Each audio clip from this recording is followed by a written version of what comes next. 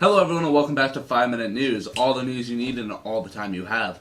First things first, today is April 1st, and while that is typically a time for jokes, I think it's safe to say that 2020 has already been enough of a joke.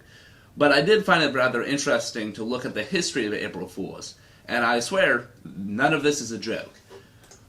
So the origins of April Fools, and I'm reading this almost directly from Wikipedia, a disputed association between April 1st and foolishness in Geoffrey Cocker's The Canterbury Tales written in 1392.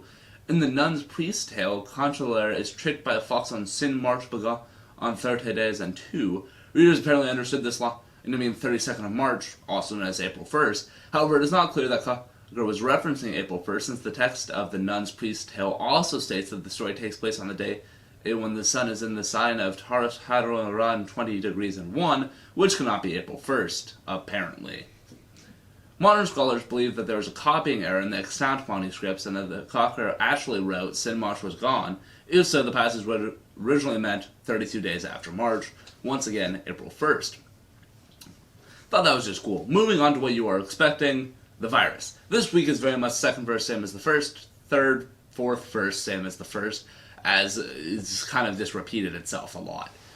Today, Pennsylvania joined California, Washington, and all of these other ones I'm not going to list in issuing a stay-at-home order for its citizen. For those that don't know, this is just a harsh suggestion to stay inside to prevent the spread of the virus.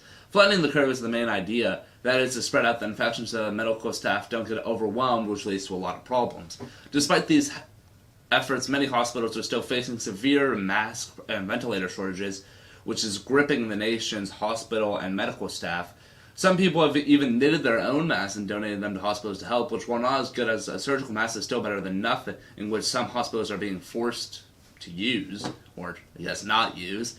Trump has blamed hospitals for these shortages, saying that people are stealing and hoarding them, which, while several weeks ago was something going on, it is much more likely that hospitals are using them.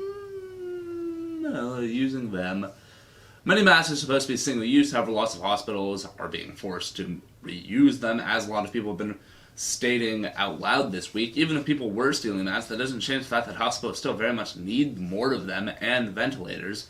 While many areas of the U.S. desperately need leadership and a strong executive, Trump has instead spent this week belittling the Democratic governor of New York, saying that he's being propped up by the federal government, a fact with which the governor very much disagrees with.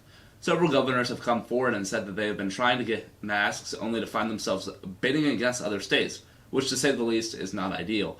Elon Musk and Tesla have donated thousands of masks to hospitals around the U.S. and plan to continue ramping up production as the demand increases. Last week we talked about Trump's coronavirus briefings and how there were calls to boycott them. Those calls were answered when CNN and MSNBC, acronyms guys, stopped showing up to them this week, nor did they air the full briefings in any news segment today. Moving to other countries, Taiwan and Australia have reached an agreement to which the two countries will exchange materials needed to battle the coronavirus. Australia will provide 1 million liters of alcohol for disinfectant. Taiwan, in exchange, is going to send 3 metric tons of mask fabric. It's great to see countries coming together to sort this out, though it is worth mentioning that Taiwan is not recognized by Australia, which leads to me suggesting to them that they should write "We are a real country" on the mask fabric, just so that all the masks people know that Taiwan does, exist.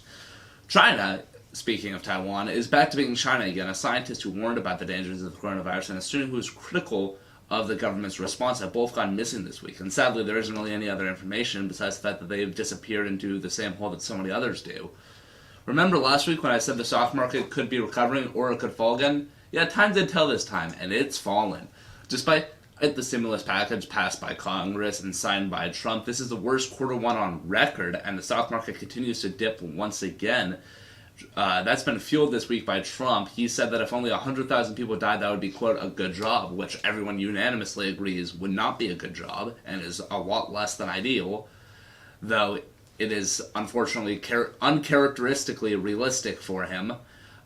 His other kind of negative drip this week of saying that this could get a lot worse has kind of fueled this market instability. And now, for something completely separate. Movie theaters have been hit hard by this one, but one Texas theater came up with a new idea, turning their parking lot into a theater, like a drive-in theater. Apparently those used to exist. I haven't been to one, but apparently there used to be drive-in theaters. Anyway, they've been selling concessions and they've had to expand show times out because of the overwhelming demand. since they're selling concessions, is basically the same amount of revenue they ever get. And apparently that they would like to do more showings than they're currently doing, but there's this thing called the sun being out, which makes it really hard to do a drive-in movie, but supposedly they have movie experts work on that. Movie experts. That's all the time we have for this time. Thank you all so much for watching. And if you enjoyed the show, leave a like, subscribe. See you all next week. Same place, well, different place. Same time. Hope you all have a great rest of your week.